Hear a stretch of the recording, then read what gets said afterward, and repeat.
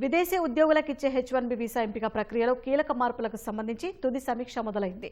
నైపుణ్యం, వేతనాల ఆధారిత లాటరీ వ్యవస్థ కోసం రూపొందించిన నిబంధనలను office of management and budget సమీక్షిస్తోంది. ఈ మేరకు ఇమ్మిగ్రేషన్ సంస్థ ప్రోగోమెంట్ నివేదికలోని వివరాలను అమెరికన్ పత్రికలు ప్రచురించాయి. ఫెడరల్ నిబంధనల మార్పుల ప్రక్రియలో office of management and budget సమీక్షను చివరి దశగా పరిగణిస్తారు. ఇక్కడ ఆమోదం పొందిన తర్వాత నిబంధనలు ఖరారు చేసి వాటిని ప్రకటిస్తారు. వీలైనంత త్వరగా ఈ రివ్యూను పూర్తి చేసి తుది నిబంధనలను సంబంధించిన అడ్వాన్స్ కాపీని విడుదల చేయనున్నట్లు సమాచారం. వచ్చే ఏడాది నుంచే H1B వీసాల జారీకి కొత్త నిబంధనలను అమలు చేయాలని అమెరికా ప్రభుత్వం భావిస్తోంది.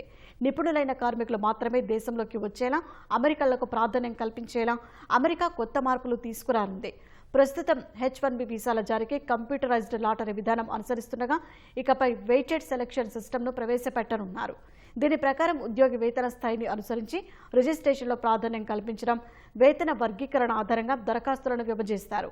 ఇకపై అధిక వేతనం కలిగిన ఉద్యోగులకు H1B వీసాలు ఎక్కువగా దక్కే అవకాశం ఉంది.